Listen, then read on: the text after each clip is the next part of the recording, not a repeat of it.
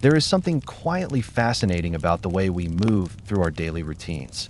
We wake up, prepare ourselves for the day, organize our tasks, ease into work, pause at certain moments, reset when needed, and wind down when evening comes. These patterns feel natural, almost automatic, so ordinary that we rarely question where they came from. Yet, hidden beneath centuries of change, technology, and modern life lies a soft truth. Many of the work habits we follow today were already being practiced in medieval Europe. Long before clocks structured our hours, before schedules outlined our responsibilities, before workplaces existed in the form we know, they had rhythms. People shaped their days around light, energy, community, and instinct. They repeated these rhythms so consistently that they eventually became part of human behavior itself. And now, centuries later, we follow the same routines without even noticing the connection. Imagine a medieval morning, the soft light of dawn slipping through wooden shutters, the gentle stirring of a household preparing for another long day of labor. No alarms, no rush, just a natural rising. Workers began not with the hardest task, but with something simple to ready their minds and bodies. They organized tools, checked their surroundings, took a quiet moment to gather their thoughts. These small steps, so familiar to us now, were already guiding them centuries ago. As the day unfolded, they paced themselves. They moved from light tasks to heavier ones, from preparation to full effort. They paused when energy dipped, not out of luxury, but necessity. They reset their workspaces when clutter slowed them down. They gathered with others at predictable points in the day, shared brief conversations, helped one another, and continued forward in a rhythm that feels uncannily modern. Even the way they ended their day, slowing down, cleaning their tools, closing tasks, and preparing for tomorrow, is something most of us still do instinctively. They didn't call it routine, but routine is exactly what it was, a quiet architecture of daily life that shaped centuries of human behavior. Tonight, we are going to explore those medieval routines in gentle detail. We will uncover how simple habits, organizing, pacing, resetting, planning, transitioning between tasks, have traveled through time to become the backbone of our modern workday. It is a slow and calming story, one that reveals how deeply connected we are to the people who lived long before us, and how their way of life still echoes in ours. And before we begin, dear listener, if these peaceful historical explorations help you relax or drift towards sleep, I softly invite you to like this video, subscribe for more bedtime journeys, and share a comment if something resonates with you. Your support keeps this calm corner of the world alive. In the medieval world, the beginning of the workday was shaped not by a bell, a schedule, or a mechanical alarm, but by something far softer, the gradual arrival of light.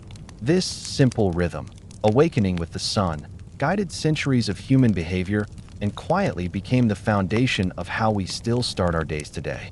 Even if we now wake to buzzing phones or glowing screens, our bodies and minds remain connected to the same ancient pattern, responding instinctively to light before anything else. Imagine a medieval village just before dawn. The world lies in a muted hush, the air cool and still, the sky carrying the faintest hint of pale gray. No sound breaks the silence except the gentle settling of rooftops touched by the night's cold. Smoke from hearths that burned through the evening hangs lightly, waiting to rise again once families stir. Within small wooden cottages, people lie beneath coarse blankets, unaware of any precise hour but attuned to the gradual shift in the world around them. The first cue of morning is not a noise, but a feeling, the soft change in the quality of darkness. Light leaks through gaps in the shutters, touches the rough wood of the walls, and presses gently against eyelids. It is slow, patient, and natural, and it coaxes people into wakefulness in a way that feels familiar even now. Before modern schedules, medieval people trusted this gentle invitation from the world, rising not suddenly but gradually, giving themselves a quiet moment between dreaming and responsibility. When they sat up from their straw bedding, they did not leap immediately into labor. Instead, they paused, letting their minds settle before action. They checked the fire, a habit as essential as breathing in a time when warmth, cooking, and protection all depended on it. Feeling the embers with practiced hands, adding small pieces of wood, coaxing the flame back to life. This morning task served both a practical purpose and an emotional one. It grounded them. It created a sense of readiness. And today, in different forms, we still seek that grounding moment at the start of the day, checking a phone, making a warm drink, stretching, or simply sitting quietly before movement. Medieval mornings continued with a routine of preparation.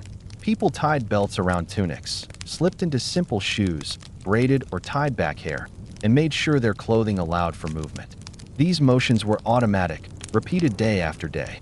Yet, each had purpose: to shift the body from rest to work, to signal the mind that the day was beginning. Even now, we echo this instinct. The quiet rituals of getting dressed, washing one's face, or arranging personal belongings are not just practical actions. They help transition us into the day ahead. Stepping outside, medieval villagers greeted the morning air, which often carried a crispness that awakened the senses. Birds began to stir, animals shifted in their pens, and the village slowly breathed itself awake. People exchanged soft nods with neighbors, also beginning their routines. There was no rush, no traffic, no flood of sounds. Only a collective easing into motion. This shared, gentle beginning to the day created a sense of community rhythm that we still feel echoes of today whenever we share mornings with others, whether in a household, a workplace, or a city waiting to come alive. Before engaging in full labor, medieval workers always began with the simplest, most essential tasks. Farmers checked their animals before plowing fields. Artisans arranged their tools before carving or weaving. Bakers cleaned their surfaces before kneading dough. Every profession followed this pattern: ease into the workday with a preparatory action that sparked focus. This approach, built on centuries of experience, persists in the modern habit of warming up, mentally or physically, before tackling complex tasks. The instinct to start small remains deeply embedded in us. The medieval morning also involved a quiet mental review of the day ahead. Without written lists or clocks, people remembered their responsibilities by thinking through them as they prepared for work.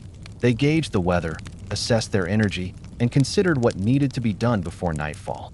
This unspoken planning mirrored the internal checklist many of us run through today as we get ready, mapping out tasks, anticipating challenges, and aligning ourselves with the day's demands. As the sun climbed higher, morning transitioned naturally into full activity. Energy increased, conversations grew more frequent, and the pace of labor intensified. Yet this shift always began with a slow, measured start, something that our modern world, fast and technological as it is, still quietly values. Consider how many people seek calm in the early hours before the rush begins, savoring moments of quiet before stepping fully into the noise of responsibility. This desire for a balanced beginning is one of the strongest medieval echoes still present in our lives. Another enduring pattern was the need to prepare one's workspace. Medieval workers believed in clearing clutter, sharpening tools, organizing materials, and ensuring their environment supported efficiency. These habits were born from experience. A misplaced tool could slow work, a dull blade could cause injury, a messy surface could lead to mistakes. Over generations, this became a foundational part of daily routine. Today, the same instinct guides us to tidy a desk before work, organize materials before a project, or prepare the kitchen before cooking.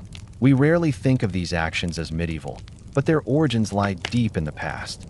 Even the emotional tone of medieval mornings lives on in our routines. There was a desire to reconnect with the environment, with family, with purpose, before the demands of the day fully set in.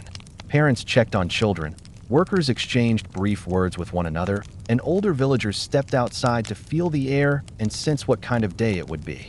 In modern life, though the details differ, the impulse remains. We look out windows, send messages to loved ones, prepare small comforts, and seek orientation before diving into work.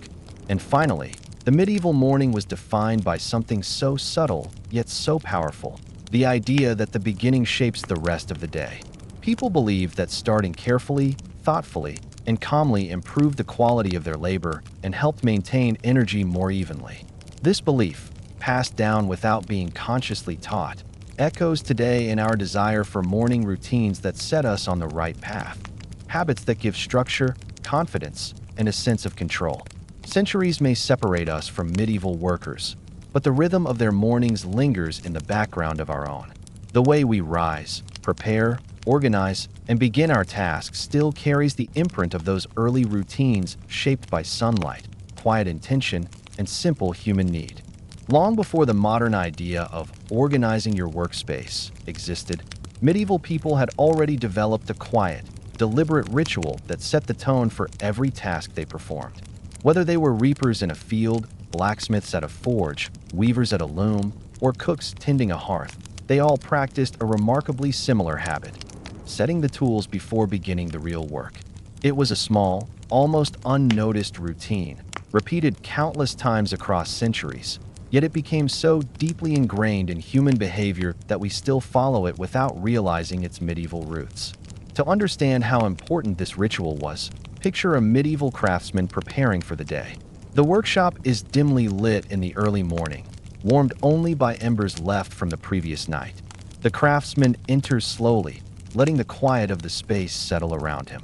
Before doing anything of effort, he moves through the familiar rhythm of arranging tools, a smooth, instinctive sequence developed over years. He places blades in a specific order, checks the sharpness of edges, clears wood shavings from the work surface, lines up pieces of material he will need, and wipes away the dust that gathered overnight. These actions are not simply chores, they are the mental doorway into focus. The medieval world required efficiency because mistakes were costly. A broken tool could not always be easily replaced. A dull blade could ruin materials or cause injury. A cluttered space slowed the body and mind. Thus, preparing tools was not only practical, it was a form of preparation that helped workers enter a calm, alert state before beginning labor. Over time, this became a ritual, a pattern woven into the fabric of daily work life. This instinct lives on in us today. Before starting a project, many of us straighten our desks, arrange our pens, open necessary documents, or clear digital clutter. Before cooking, we place ingredients in order. Before exercising, we prepare equipment. Before studying, we organize our notes. These habits feel natural because humans have repeated them for centuries. They are echoes of medieval hands lining up tools before their work. In medieval fields, the same ritual played out among farmers. Before beginning the heavy labor of cutting crops or turning soil, they inspected the scythe, tested the strength of the handle, shook loose dirt from the blade, and made sure nothing would slow them down. They observed the ground, assessing the softness of earth and the angle of sunlight. These moments of assessment allowed them to move confidently once the real work began. Today, in a much different world, we still perform a similar mental scan before major tasks, checking surroundings and readiness in ways we rarely question. Inside homes, medieval cooks followed an equally methodical routine. They swept ashes from the hearth, gathered utensils, arranged pots and ladles, laid out ingredients, and warmed water before preparing meals. These steps were essential, but they also created a sense of control, a reassurance that everything they needed was within reach. This sense of readiness is just as important to us now. Many modern kitchens operate with the philosophy of everything in its place, a concept deeply tied to medieval necessity. One reason this ritual was universal across medieval society is that the tools themselves demanded respect. Unlike the consumer goods of today, medieval tools were handmade, often by the user or a skilled neighbor. A blacksmith's hammer, a mason's chisel, a farmer's yoke, each item carried a small history, shaped by hands and used for years. These tools were extensions of the worker's body. Preparing them for the day was both functional and symbolic, acknowledging their importance in survival. Even children observed these rituals. A young apprentice learning carpentry watched how the master arranged tools every morning, placing them in precise positions. He learned to mirror the motions, first awkwardly, then smoothly, until the ritual became second nature. By adulthood, he no longer thought of it as a deliberate act. It was simply the beginning of work. In this way, the habit was passed through generations, becoming a permanent thread in the tapestry of human routine. In medieval markets, merchants performed a similar preparation. Before customers arrived, they unfolded cloth, straightened wares, arranged items in appealing ways, brushed dust off surfaces, and ensured coins were ready for exchange. This not only helped business, it set the tone for the day, much like how modern workers prepare a storefront or office before customers enter. The impulse to organize before serving others is deeply medieval in origin, born from the need to create reliability in a world full of unpredictability. The emotional effect of setting the tools was also profound. Medieval life could be chaotic, weather shifted unpredictably, harvests failed without warning, illness appeared suddenly, and work was physically demanding. Rituals brought a sense of stability. They gave structure to days that might otherwise feel overwhelming. There was something calming about beginning with what was known and controllable. Today, when people organize their workspace to clear their minds or tidy their surroundings to reduce stress, they are repeating a centuries-old method of bringing order to life through simple, grounding actions. Another layer of this medieval habit was respect for preparation. Workers understood that rushing into labor without preparing tools often led to frustration later. A craftsman who skipped sharpening his blade wasted more time struggling with stubborn material. A farmer who didn't check his harness wrist slowing down an entire day of work. A weaver who ignored loose threads ended up facing bigger problems mid-task. Over generations, people learned that beginning properly was not wasted time. It was a crucial investment. This belief has carried into modern culture more deeply than we realize. We value preparation, warm-up, setup, and the idea that starting right leads to smoother progress. The widespread modern phrase, "set yourself up for success," is actually rooted in the medieval understanding that proper beginnings create better outcomes. No matter the profession, this ritual created a mental shift. It separated rest from work, hesitation from intention, and disorganization from clarity. Workers felt themselves cross an invisible threshold while arranging tools. They moved from being passive observers of the morning to active participants in their craft. Even now, when someone clears their desk before beginning a task or aligns their tools before starting a hobby, they often feel this same shift, a quiet return to focus. One of the most beautiful aspects of this medieval routine is its universality. Across Europe, across trades, across social classes, workers began their tasks with preparation.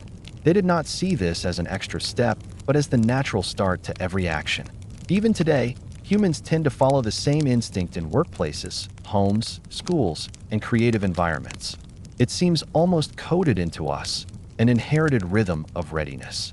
This subtle but powerful routine also influenced how medieval people viewed time. Mornings were not chaotic, they were structured. Tasks unfolded in a sequence, and each step mattered. By setting tools early, workers created a predictable beginning, which made the rest of the day feel more manageable. This approach to organizing labor eventually shaped broader concepts of workflow, planning, and efficiency, concepts we still rely on in modern workplaces. Looking more closely at modern life, we can see medieval patterns everywhere. A painter laying out their brushes before touching canvas. A gardener checking soil and tools before planting. A mechanic placing wrenches in order. A student lining up notebooks and pens before studying. An office worker adjusting their chair, clearing emails, opening necessary programs. These actions may feel uniquely modern, but their roots are ancient, tied to centuries of workers who understood that preparation is the first silent step of productivity. In the medieval world, this ritual was essential for survival. Today, it helps us navigate complexity. Yet the effect is the same: a calm beginning, a focused mind, a sense of being ready. The tools have changed, the spaces have transformed, the work itself is different, but the instinct remains. Setting the tools is not just a remnant of the past. It is a quiet reminder that even in our fast, modern world, humans still crave order, readiness, and intention. And in the gentle act of preparing our tools, whether made of iron or digital pixels, we continue a medieval tradition without even knowing it. In every modern workplace, whether someone sits in front of a computer, stands behind a counter, works with tools, manages a household, or studies for long hours, there is an invisible rhythm beneath the surface of the day. We shift between tasks, adjust our focus, pause mentally before changing direction, and move through work in cycles rather than straight lines. We assume this rhythm is a product of modern psychology or efficiency studies, but in truth, its foundation stretches back far into the medieval world, back to a time when people understood, through lived experience rather than theory, that the mind and body function best when work flows in segments, repetitions, and careful transitions. To understand the origins of this pattern, imagine a medieval worker, perhaps a weaver or farmer or carpenter, beginning their day already aware that work could not be attacked at full intensity from start to finish. Their bodies wouldn't allow it. Their tools wouldn't survive it. The materials they relied on, wood, wool, metal, soil, responded best to patience, rhythm, and gradual progress.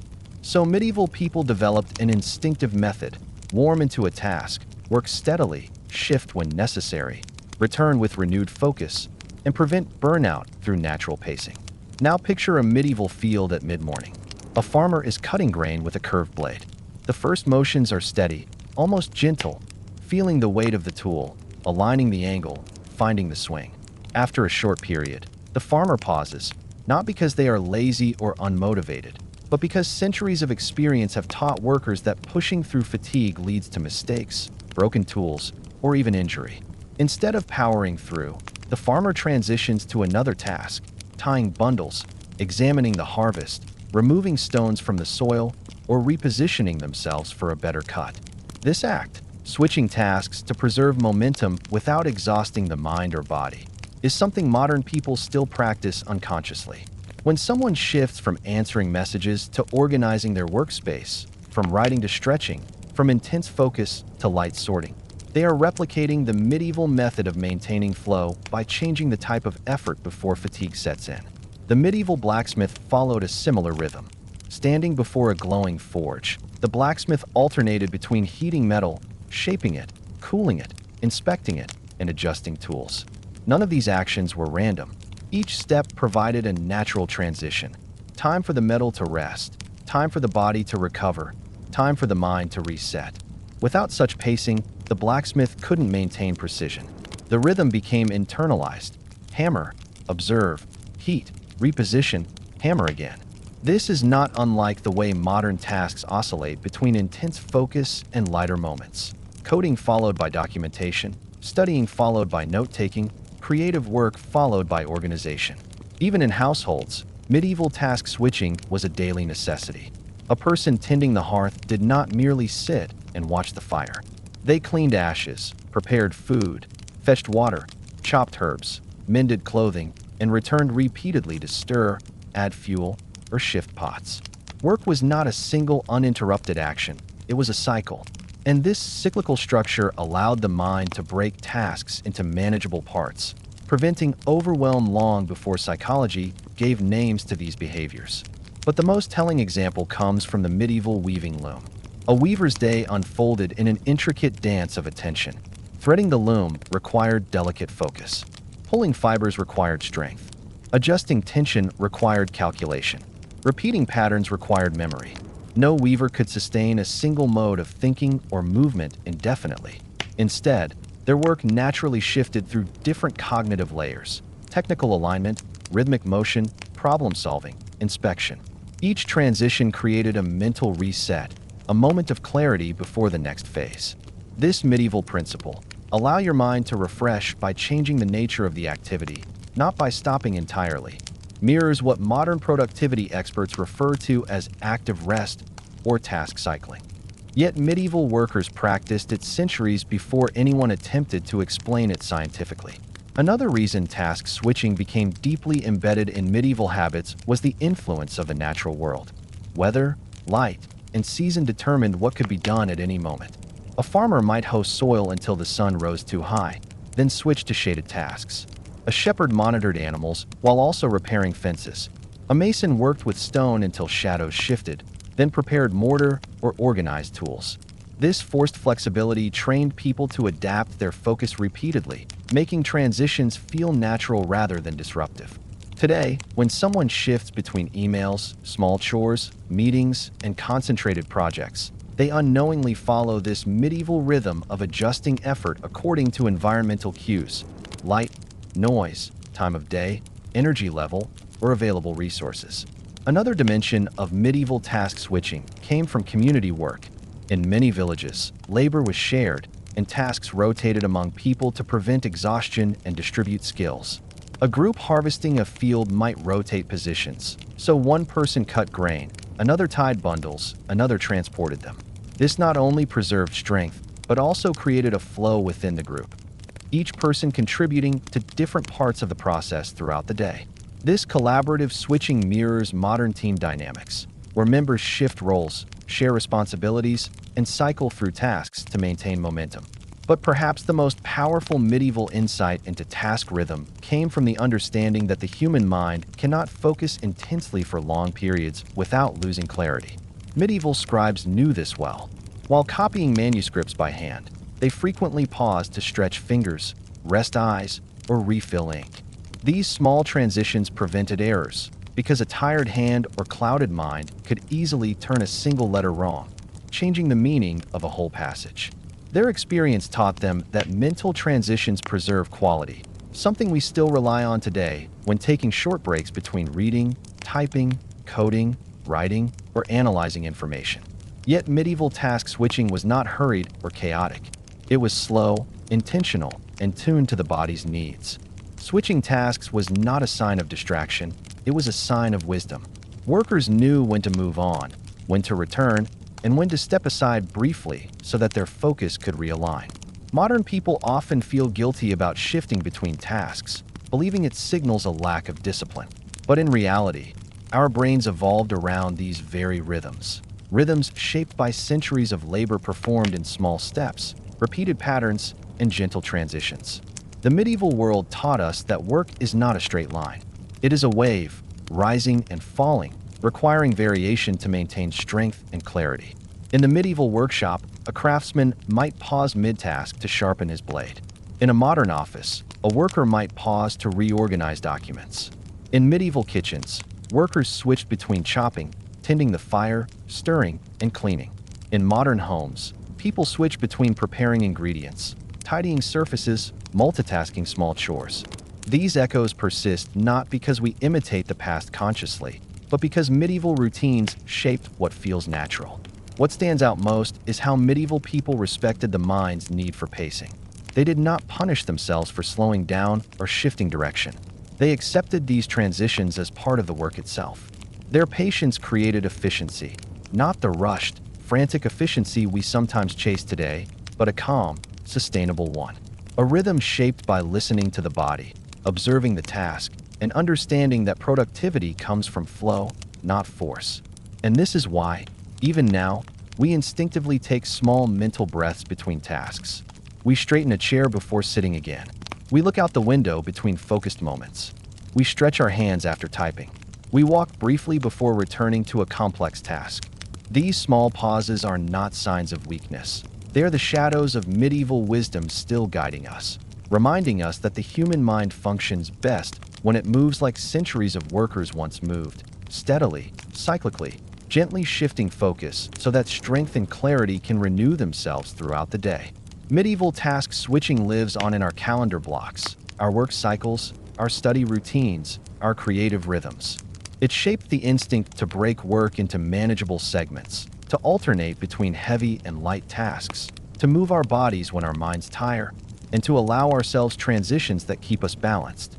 In every modern day, there is a subtle moment, sometimes near midday, sometimes a bit earlier or later, when a person pauses. It might be a break from screens, a step away from a workstation, a moment to breathe, a short walk, or a small ritual of resetting the mind. People often think this habit is modern, shaped by office culture, lunch breaks, and productivity advice. Yet the idea of a midday reset is far older than we realize.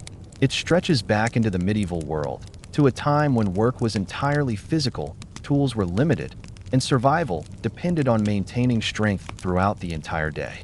Medieval workers learned, through necessity rather than theory, that the body and mind could not push endlessly without decline. They discovered that work had a natural curve, a slow rise in the morning, a peak of focus and effort midday, and then a tapering of strength as evening approached. But the peak, midday, was not a single burst of effort. It included a moment of recalibration, a pause not long enough to be considered rest, but essential enough that without it, the rest of the day would fall apart. To understand this ancient routine, imagine a medieval field at noon. The sun sits high, warming the soil, brightening the grain, and casting short shadows across the workers bent at their tasks. The farmer's scythe has been swinging since early morning. Each arc of the blade requires strength, balance, timing, and focus. Sweat collects at the back of the neck, The shoulders grow heavy, and breath comes deeper. At a certain point, not dictated by the exact position of the sun or a ringing bell, but by the body itself, the farmer pauses. This pause is not a collapse into rest. It is a deliberate slowing. The farmer wipes the blade clean, removing sap and dust that cling to the edge. They check for nicks in the metal, run a whetstone across it, tightening its sharpness. They straighten their back, roll their shoulders, stretch their hands. They drink a few sips of water, maybe eat a small bite of bread or dried fruit. Their mind settles, their breathing evens. Then, renewed, they return to the field, not restored completely, but rebalanced enough to continue. This reset, repeated day after day, became fundamental to medieval survival. Without it, tools dulled, bodies weakened prematurely, and mistakes increased. The weight of maintaining a household, crops, animals, and daily labor demanded a rhythm that respected human limits. And though our world has changed dramatically, we still follow this rhythm almost exactly. In medieval workshops, the same pattern unfolded. Picture a carpenter shaping wood. Through the morning, the strokes of the plane are steady. The sawdust falls in soft curls. The sound of tools fills the small wooden space. But as hours pass, the carpenter's hands begin to stiffen. The blade begins to dull. The wood becomes harder to shape cleanly. Instead of pushing through the rising tension in their muscles, the carpenter begins a midday ritual, brushing sawdust aside, adjusting clamps, sharpening edges, reorganizing the bench, and stepping outside for a few breaths of fresh air. This is not idle behavior. It is a recalibration, allowing technique to remain precise and energy to return gradually. In modern terms, it resembles reorganizing a desk before lunchtime, stretching after working at a computer, or taking a short walk to reset focus. But back then, medieval workers had no idea this would shape human behavior for centuries. They simply understood that without such a pause, their craft would suffer. One of the strongest examples of medieval midday resetting comes from the kitchens of the era. Cooking was not a leisurely activity. It was labor-intensive, hot, smoky, and relentless. A medieval cook tending a hearth often worked with boiling pots, glowing coals, and heavy pans all at once. By midday, the heat became intense. Their arms grew tired from stirring and lifting, and the constant smoke tested their patience. Instead of pushing until exhaustion, they stepped back from the fire, wiping their forehead, checking ingredients, clearing ashes, and making space around themselves. They knew that cooking demanded awareness. One careless moment could ruin a meal meant to feed many. So they reset the kitchen. They refreshed themselves. They returned with steady breath and clear mind. This pattern was mirrored across all medieval trades. Masons, after hours of lifting and chiseling stone, paused to brush off dust, check their lines, and consider the structure. Weavers stopped mid-pattern to loosen their fingers, inspect tension, and prepare for the next row. Even merchants and markets followed this rhythm, stepping aside to reorder goods, count coins, or simply rest their legs before greeting more customers. Why was this midday reset so universal? Because medieval life depended on endurance, not speed. Modern people sometimes confuse productivity with constant effort, but medieval workers understood that sustainable work required cycles. They didn't have terms like burnout or mental fatigue, but they recognized their signs early: dull thinking, shaky hands, shortened breath, errors, or frustration. The reset was a natural prevention, a method of aligning body and mind simply by stepping back. But the reset was not only physical, it was deeply mental. Midday was often the moment workers reevaluated their progress. A farmer paused to measure how much of the field had been cut and how much remained. A carpenter stepped back to assess symmetry. A seamstress held up a garment and scanned it for errors. A builder looked at the rising wall and imagined the next layer of stone. In these quiet moments, they experienced a mental clarity that often eluded them during the intense flow of work. They could adjust their pace, correct mistakes, or rethink their approach before continuing. This mental reset is still part of our day. When someone glances over their to-do list at lunch or reorganizes their tasks in the middle of work, they are performing the same ancient ritual, stepping out of the flow to look at the bigger picture. Midday resets also strengthen group cohesion. In fields, multiple workers paused around the same time, sharing brief words, discussing progress, exchanging small tips, or simply acknowledging one another with a nod. These interactions were short, but they unified the group. People returned to work afterward with renewed synchronization. This is essentially the medieval version of today's hallway chats, team check-ins, or shared breaks. Humans naturally seek these small moments of connection to maintain energy and focus. The midday reset had a profound emotional component as well. Medieval work could be monotonous, repeating the same motion hundreds or thousands of times. Without a reset, the monotony became overwhelming, draining enthusiasm and dulling the senses. But a break, however brief, provided a restart button for the mind. Workers could enjoy a moment of simplicity, watching a bird cross the sky, stretching in the shade of a tree, feeling the breeze, or even just closing their eyes. These moments, though small, were powerful. They reminded medieval workers that they were more than laborers, that they were human beings with needs, limits, and emotions. Modern people still seek similar emotional resets throughout the day.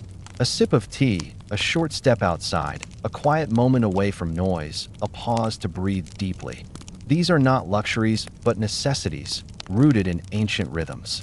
Perhaps the most interesting element of the medieval midday reset is how workers viewed it, not as wasted time, but as work itself. They understood that sharpening a blade, clearing a workspace, stretching tired muscles, or recalibrating one's thoughts was part of being productive. They didn't shame themselves for pausing. They honored the pause as part of the cycle. This attitude is strikingly different from some modern mindsets that equate constant activity with success. Yet medieval workers achieved remarkable productivity through balance, not pressure. Their reset was also influenced by nature.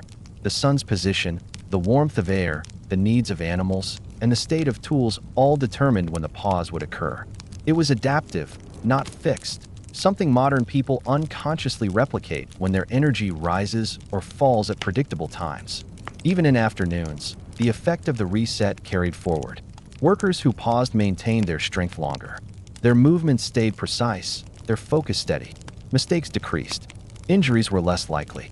And by evening, when light faded and tasks wound down, they still had enough energy left to tend their homes, socialize, or prepare for the next day. The medieval midday reset became an inherited instinct. Humans learned that stepping back is not a retreat. It is a necessary moment of gathering strength. That rhythm still lives in us today, whether we realize it or not.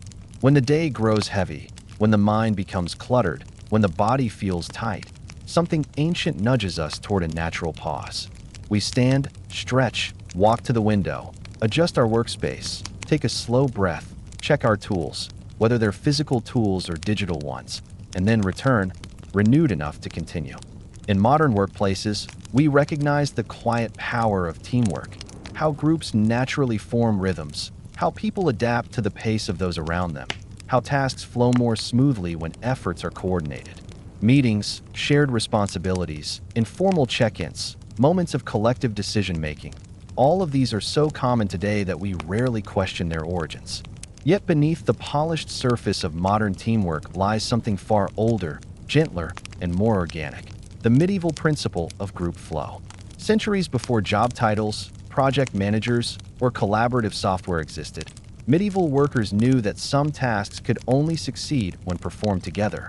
They understood instinctively that synchronized movement and shared intention created efficiency and unity in ways individual work never could. And so they developed routines, unspoken, fluid, deeply human, that allowed groups to become more than the sum of their parts. These routines were not taught formally. They were learned by watching, participating, adapting, and feeling the rhythm of those nearby. To understand this ancient pattern, imagine a medieval field at harvest time. The sun stretches across golden crops as a line of workers moves slowly through the grain. Each person holds a sickle or scythe, bending and rising in a rhythm that seems collective even though no one is guiding it. They do not cut randomly. They match each other's pace so the field falls evenly. They share glances to adjust spacing, exchange short phrases to coordinate bundles, and instinctively shift positions to maintain flow. If one person slows, the others adjust to avoid gaps. If someone speeds up, the group compensates.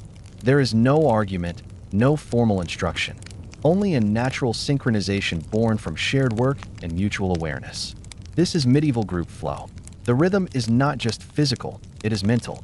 Workers understand which tasks should happen first, who is best suited for certain actions, and when to switch roles.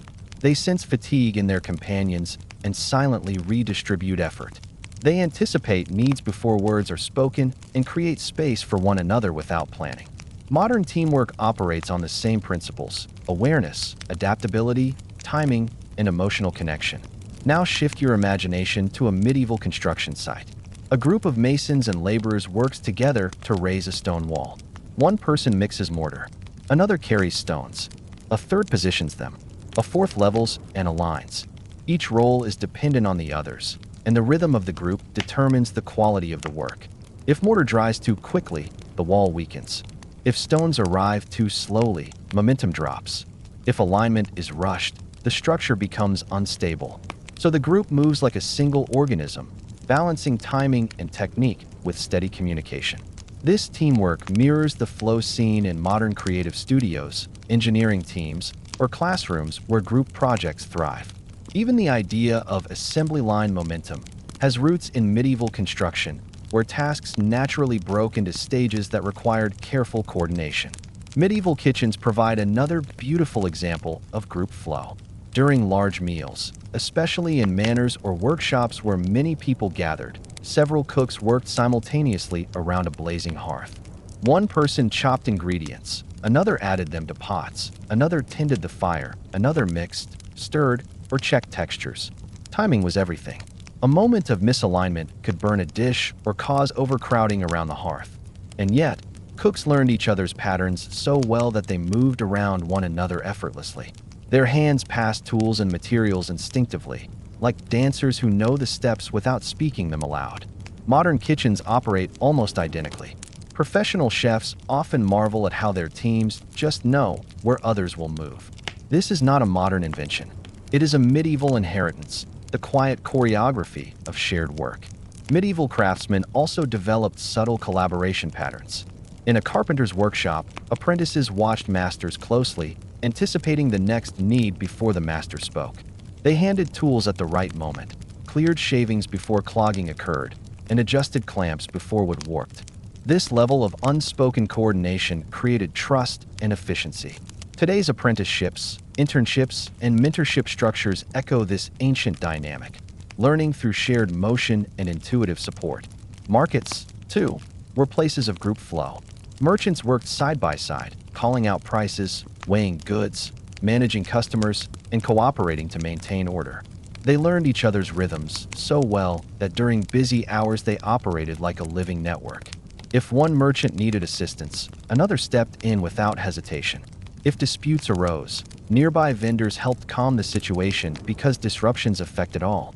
Group stability was tied to individual success. This collective awareness still shapes the modern workforce. When coworkers help one another unprompted, when teams instinctively reorganize during busy periods, when people adapt to group tempo, they are continuing medieval habits of community-defined productivity. What made medieval group flow so powerful was its emotional component. Work in those times was exhausting, and the presence of others created a shared cushion against fatigue. People talked while working, exchanging small stories, quiet jokes, concerns, or thoughts about the day. These gentle interactions lightened the burden of labor. They bonded workers together, making difficult tasks more bearable. Modern workplaces still replicate this through casual conversation, breaks with colleagues, or quick messages exchanged between tasks. Another reason group flow thrived was necessity. Tools were heavy and sometimes required multiple people to operate. Transporting materials often took teams. Maintaining safety relied on cooperation. For instance, when felling trees, workers relied on each other for warning calls, coordinated swings, and safe positioning. Trust was essential. The group's rhythm kept everyone safe. Today, construction crews, factory teams, emergency responders, and even office environments still depend on synchronized awareness. Medieval group flow also shaped how conflicts were handled. Workers learned that maintaining harmony made labor smoother. Arguments disrupted timing. Tension slowed progress. So workers developed quiet methods of adjusting to disagreement. Small gestures of compromise, changes in positioning, gentle shifts in pace. These subtle strategies still appear in modern workplaces, where people often avoid open conflict by adjusting tone, body language, or work distribution. The rhythm of medieval teamwork extended beyond physical labor.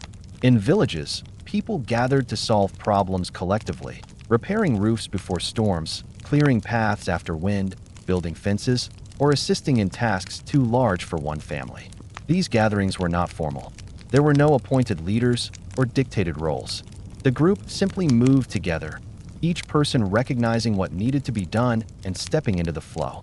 This instinctive cooperation is the foundation of modern community projects, volunteer groups, and even digital collaboration. But perhaps the most fascinating part of medieval group flow is how it shaped our modern concept of meeting points in the day. Medieval workers had natural moments when they gathered, at meal times, at tool-changing periods, during weather shifts, or while rotating tasks. These gatherings became spaces for exchanging information, adjusting strategies, and coordinating the rest of the day's work. Today's meetings, morning briefings, shift changes, or team check-ins are structured descendants of these medieval pauses. Even the emotional aspect of teamwork, feeling motivated, feeling supported, feeling like one belongs, was born in those shared medieval rhythms. A worker surrounded by others found strength in unity. They endured hardship more easily, felt more secure, and took pride in shared accomplishments. These emotions survive today in the sense of belonging people feel in a strong team, the satisfaction of achieving goals together, and the comfort of knowing work is not faced alone. In the modern world, group flow appears in many subtle ways. Colleagues aligning their pace without speaking, friends naturally splitting tasks while cooking or cleaning, teams adjusting roles during busy periods, students helping one another without being asked, strangers cooperating instinctively during shared challenges. These habits are not random. They are echoes of medieval workers who survived through the power of synchronization, communication, and mutual awareness. Medieval group flow taught humanity that work is not meant to be rigid, isolated, or forced. It is meant to move, shift, breathe, and adapt. It is meant to be shared. Our modern sense of teamwork was not invented in boardrooms or studies of productivity. It was shaped by the fields, forges, workshops, kitchens, and marketplaces of medieval life, where people developed a natural rhythm of collaboration that still guides us today. Every day, without realizing it, we make countless tiny adjustments, straightening an object by a few millimeters, shifting our position in a chair, refining a sentence we just wrote, tightening a sleeve before work, rearranging an item on a shelf, or redoing a small step until it feels right. These actions are so subtle that we rarely notice them.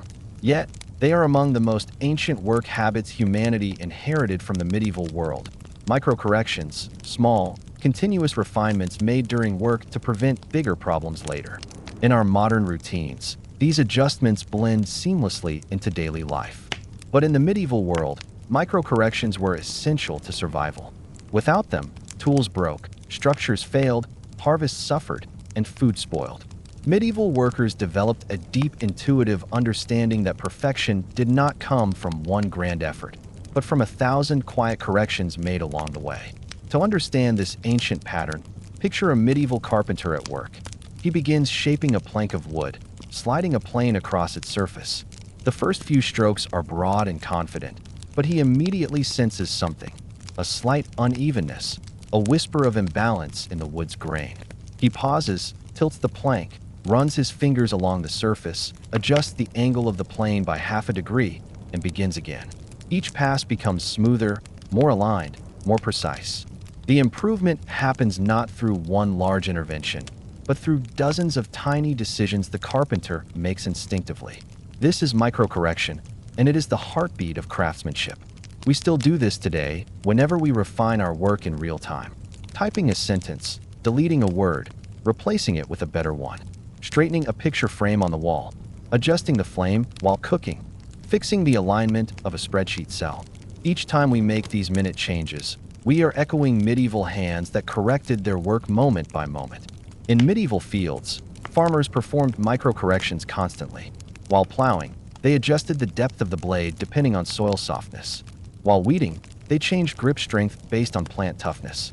While harvesting, they corrected their cutting angle for each new patch of crops. A single wrong movement could tear roots, dull blades, or waste valuable time. So farmers learned to listen to the subtle signals of their tools, soil, and bodies. Their corrections were so small they were invisible from afar, yet they spelled the difference between a successful harvest and a struggling one. Today, gardeners, engineers, cooks, writers, designers, and even office workers follow the same instinct. Adjust early, adjust often, adjust subtly. Microcorrections also defined medieval textile work. Consider a weaver sitting at a loom. With every push of the shuttle, they watch the tension of thread. If the cloth tightens too much, they relax their pull. If it loosens, they adjust the frame. If a line drifts, they tug a single thread back into place. They are not checking instructions or waiting for a moment to correct at the end. They fix each detail the instant it begins to drift. This creates a steady rhythm.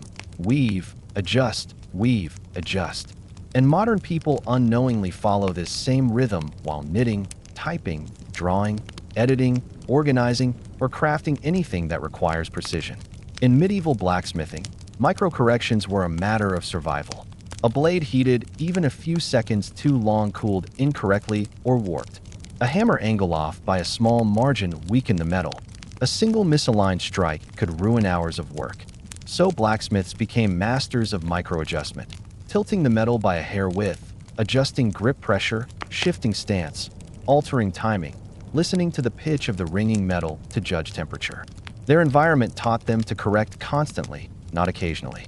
This instinct persists in modern trades. Mechanics tightening bolts with precise increments, surgeons adjusting hand position, artists refining brush strokes, musicians altering posture and pressure. Every field still relies on medieval-born micro-aware thinking. The medieval kitchen offers another example.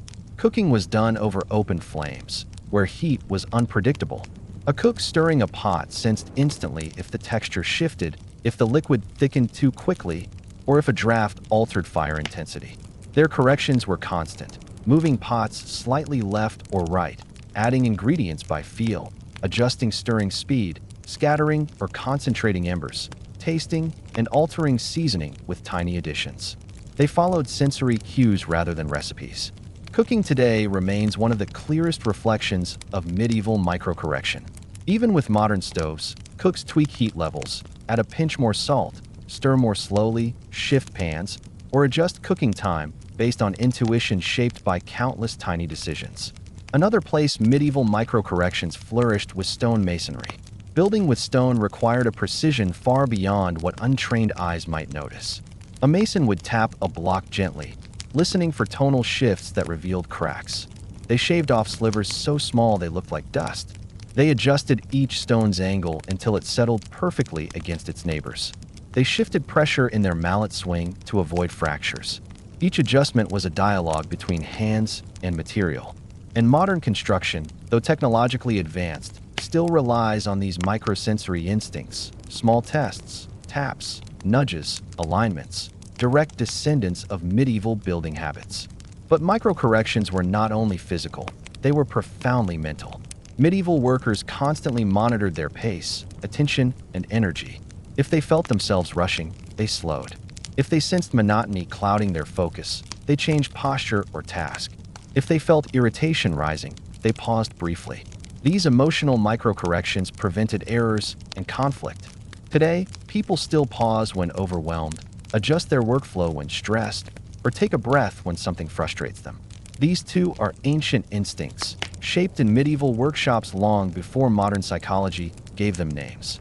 Microcorrections also served as a form of quiet communication. In group tasks, workers subtly altered their pace to match others. A person harvesting slightly ahead slowed to preserve alignment. A worker kneading dough adjusted rhythm to sync with someone shaping loaves. People read each other's movements and responded automatically. Today, we see this in teams aligning their pace, friends adjusting steps while walking together, or co-workers subtly matching tone in conversation. The deepest influence of medieval microcorrections lies in how they shaped human expectations of quality. Medieval people lived in a world where final results depended entirely on continuous refinement. They learned that excellence was not a single act, but a steady accumulation of small improvements. Over centuries, This mindset embedded itself into culture so fully that modern people instinctively correct tiny flaws without being told. Straightening a stack of papers, adjusting a crooked jacket seam, rewriting a line until it flows, polishing an object even after it is clean, tweaking a project layout by a few pixels, retying a shoelace for better tension. These actions may feel personal, but their origins are communal and ancient.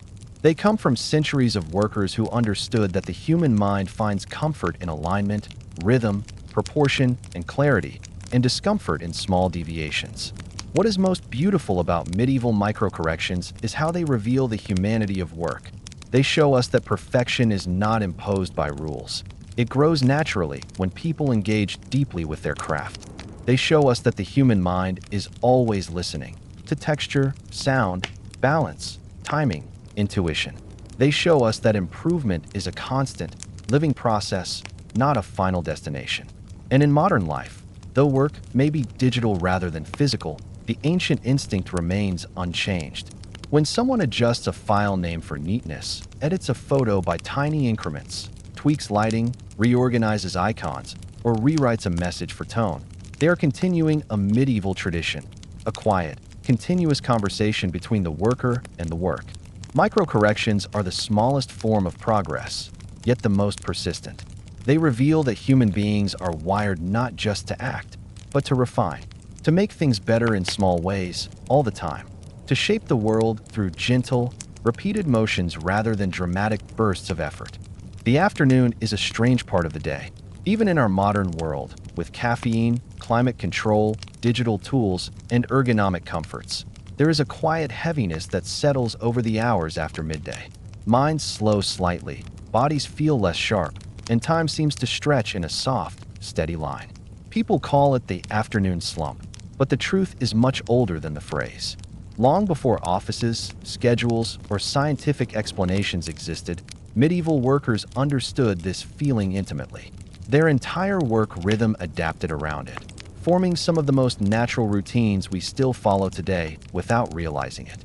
To step into this ancient pattern, imagine a medieval village after the midday reset we explored earlier. The sun is no longer gentle. Its warmth rests heavily on rooftops, fields, and stone walls. Shadows shrink beneath people's feet. The early energy of the day, crisp, hopeful, and brisk, has softened into something slower. Workers feel it immediately. Muscles that once moved freely now carry the weight of hours of labor. Thoughts that were sharp in the morning begin to blur around the edges. The rush of the day has passed, leaving behind a quieter, steadier rhythm. Medieval life did not have the luxury of stopping completely. Tasks remained. Fields still needed tending. Animals required care. Tools had to be repaired. Projects had to advance. But medieval workers learned something essential. The afternoon requires a different kind of work, a different pace, and a different mindset. And so, they shaped the afternoon around tasks that matched their physical and mental state, something we still do instinctively today. In the fields, for example, the hardest labor was always done earlier in the day. Plowing deep soil, harvesting dense crops, carrying heavy bundles, clearing thick patches. These tasks happened when bodies were strongest. By afternoon, workers switched to lighter tasks, sorting cut grain, bundling stalks, removing stones from soil, repairing worn tools, checking fences, or clearing pathways. These were still necessary, still productive, but they required less raw force and more gentle repetition. The transition was not written on any schedule. It simply matched the natural curve of human energy. Today, office workers do something remarkably similar without thinking about it. The morning is for complex tasks, big decisions, creative work.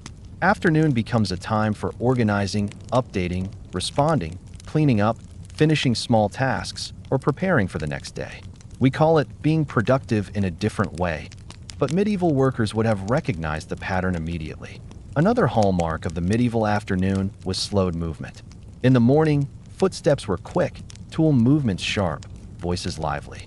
But as hours passed, workers naturally shifted into smoother, slower motions. A mason lifted stones with a more measured rhythm. A carpenter planed wood with longer, more deliberate strokes.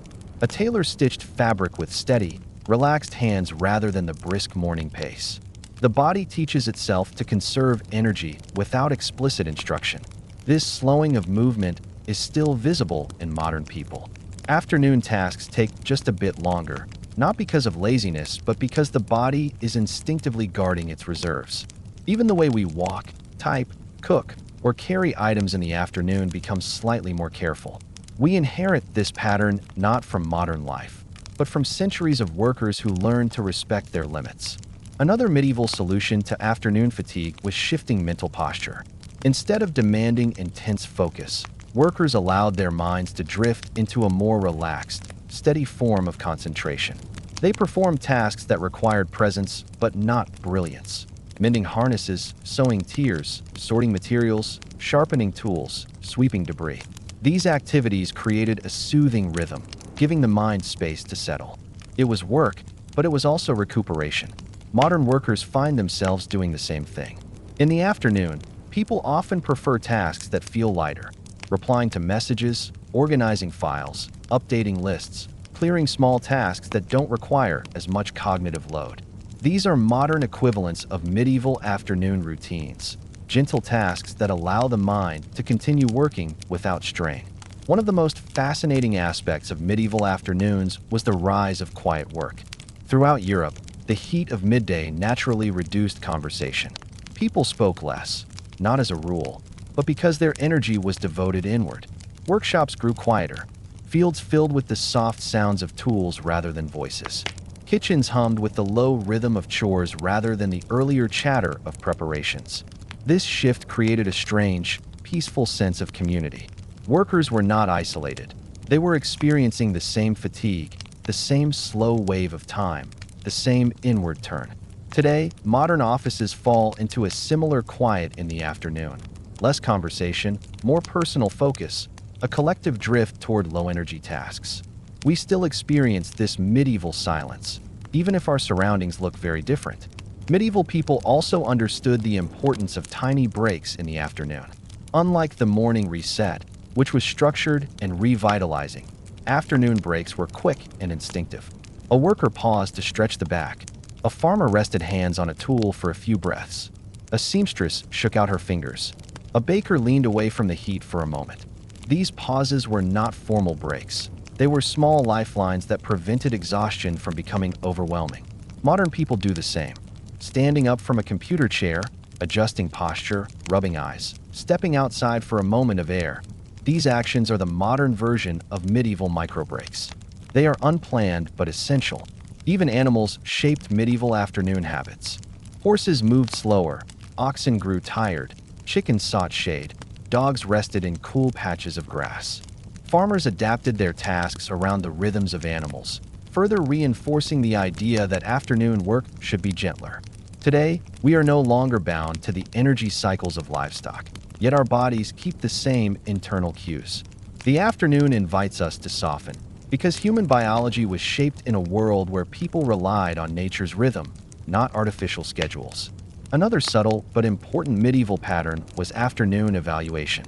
Workers used these slower hours to reflect, not in a formal or philosophical way, but practically. They looked at what they had accomplished, what remained, and how to plan the rest of the day. A builder examined a wall's progress. A weaver checked how much cloth was left to complete. A cook assessed ingredients for evening meals. A farmer estimated how long daylight would hold. Modern workers still do this naturally. As the afternoon moves forward, people review progress, adjust priorities, decide what to finish today and what to postpone. The psychological instinct to take stock after the day's peak is a direct inheritance from medieval afternoons. Perhaps the most profound legacy of medieval afternoon work is the emotional one. These hours taught people patience. The afternoon was not a time to prove strength or speed. It was a time to carry on gently, to accept the limits of the body, to move with steadiness instead of force. This rhythm created a kind of inner discipline, soft, calm, persistent. It is the same discipline modern people feel when pushing through the last part of the day, not in a hurry, but in quiet determination. The medieval afternoon also shaped our modern sense of transitional time. It is a bridge, the long stretch between the productivity of morning and the closure of evening. During this period, medieval workers were neither beginning nor ending. They were continuing. They learned to find comfort in the slow hours, to keep working even when energy was not at its peak, to maintain progress through small, steady actions. And we still live in that rhythm. Our afternoons often feel like long passages, where time moves differently, more slowly, more softly, more inwardly. We feel the weight of the day behind us and the anticipation of evening ahead. This emotional landscape is medieval in origin.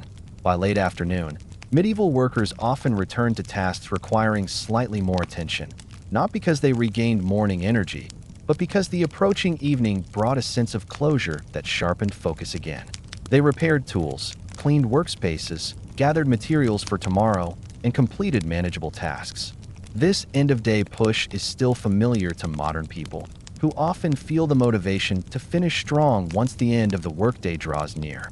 In every movement of the medieval afternoon, slowed pace, lighter tasks, micro breaks, quiet work, inward focus, evaluation, gentle persistence, we find reflections of our own daily rhythms. We think these habits belong to modern life, shaped by offices and schedules, but they were carved into human behavior thousands of afternoons ago, under open skies, beside wooden workshops, across fields of grain. The afternoon is not just a part of the day. It is a pattern of being, a reminder that work does not always need intensity. Sometimes it needs gentleness. A rhythm shaped by medieval hands and hearts, still alive in us today. Evening has always carried a certain softness, a quiet shift in the world that signals the mind and body to slow, to release tension, and to reflect gently on the day. In our modern routines, we wind down by finishing last tasks, cleaning our spaces, preparing for tomorrow, or simply allowing ourselves to breathe more slowly. These habits feel instinctive, automatic, woven into our nature. Yet their roots stretch deep into the medieval world, where ending the workday was both a practical necessity and an emotional ritual, a set of behaviors so deeply repeated across generations that they became part of the human rhythm itself. To understand this ancient evening pattern, imagine a medieval village as the day's light begins to fade. The sun lowers behind rolling hills, stretching golden shadows across fields. Workshops glow with the warm orange of dying embers. The clatter of tools grows softer, then scattered, then still. People emerge from fields, their footsteps slower than morning, their bodies carrying the weight of many hours of labor. The sky shifts from bright blue to a muted blend of pink, amber, and fading gold, a quiet reminder that the time for working is ending. In medieval life, evening was not simply the end of labor, it was the bridge between effort and recovery. And medieval workers approached this part of the day with a deliberate, thoughtful rhythm. They understood that stopping abruptly was harmful. Tools would go uncared for. Tasks left half-finished would become harder tomorrow, and the mind would not fully release the weight of work. So they created routines that gently closed the day, preparing both the workspace and the mind for rest. One of the most universal medieval evening habits was tool maintenance. After hours of use, tools needed attention. Farmers wiped blades clean, removing dirt and sap that clung to edges. Carpenters swept wood shavings from their benches and sharpened their planes for the next morning. Blacksmiths cooled their hammers and checked for cracks. Kitchen workers cleaned cooking surfaces and reorganized utensils. These actions were not merely chores. They were signals to the brain that the workday was ending, a transition from effort to ease. Modern people still follow this instinct. We close laptops, clear desks, wash dishes, put away tools, tidy living spaces, or organize tomorrow's materials. Without being told, we engage in the same ritual of closure. Another medieval evening ritual involved putting things back in their place. Order brought comfort and security. Workers returned tools to their racks so they could be found easily the next day. Farmers gathered leftover materials into sheds. Merchants folded cloth and stacked goods. Even children were taught to return items to their baskets or shelves. This habit of reset, restoring everything to a starting point, helped people feel prepared and reduced morning pressure. Today, many people feel compelled to tidy before bed, clean counters, arrange objects, or reset environments. It is one of the clearest examples of a medieval routine that never disappeared. The emotional aspect of medieval wind down is equally fascinating. After long days, workers naturally shifted into gentler states of mind. Their movement slowed. Their speech softened. Their thoughts turned inward. This slowing was not simply fatigue. It was a practiced ritual that allowed the body to transition out of work mode. Conversations that happened during evening chores were softer, more reflective. People shared how the day had gone, what they hoped for tomorrow, or simple observations about weather, animals, and fields. Modern people do this too. We reflect while driving home, speak softly during evening routines, share quiet summaries of the day with family, or think about tomorrow's plans while washing up.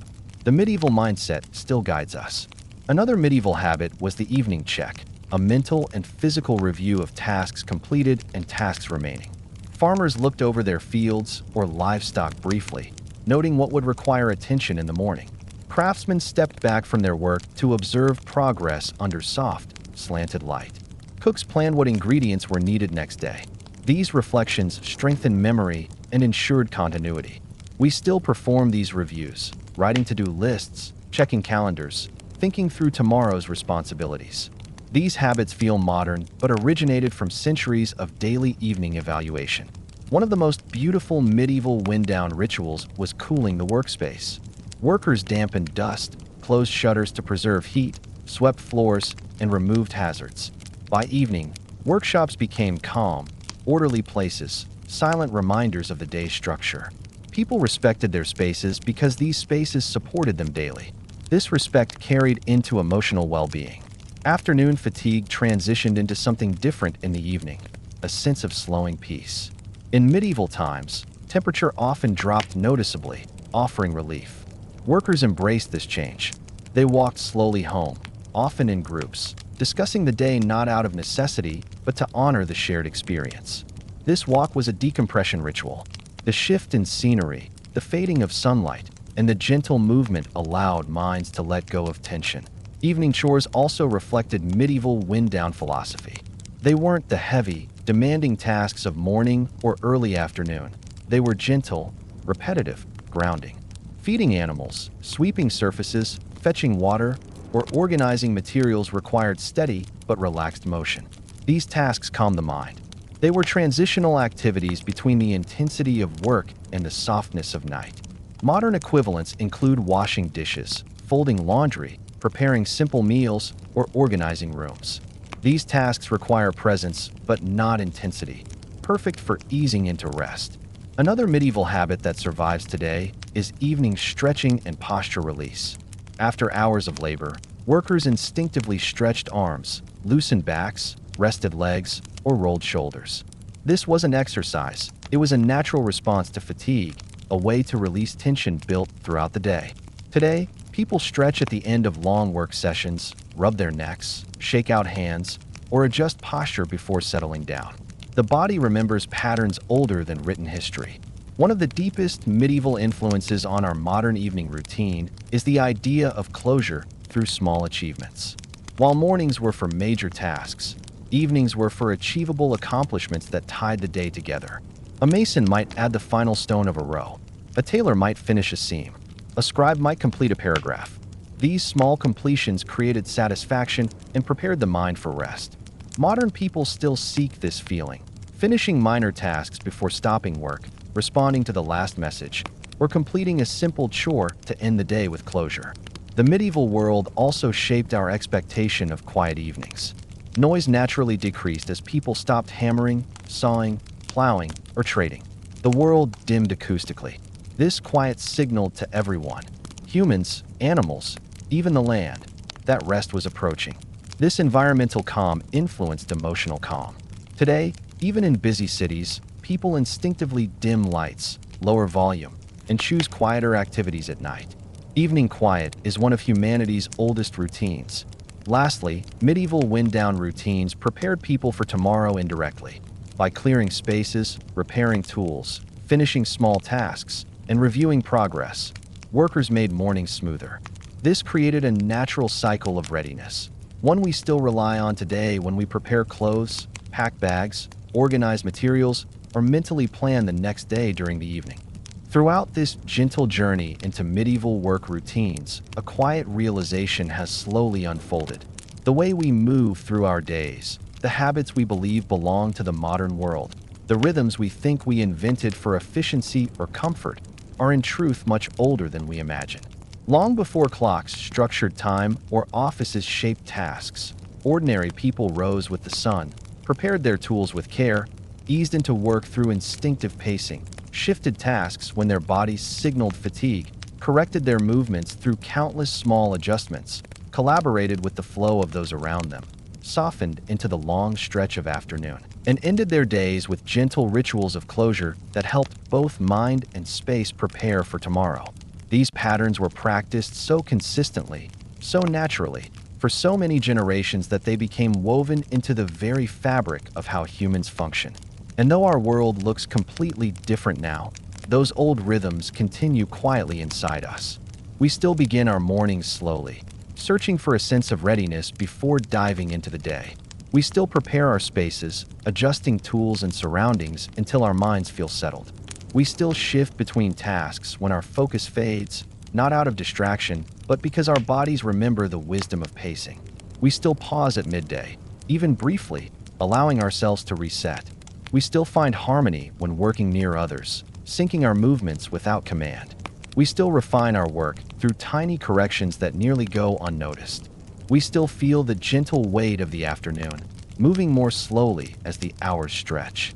And we still wind down our evenings by tidying, organizing, reviewing, and restoring a sense of calm before rest. These habits have survived not because anyone taught them, but because they worked, because they made life sustainable, because they matched the natural rhythms of human energy, because medieval people discovered through experience what we still feel intuitively today. There is something comforting in knowing that across hundreds of years, despite all the changes the world has seen, the quiet structure of a day remains familiar.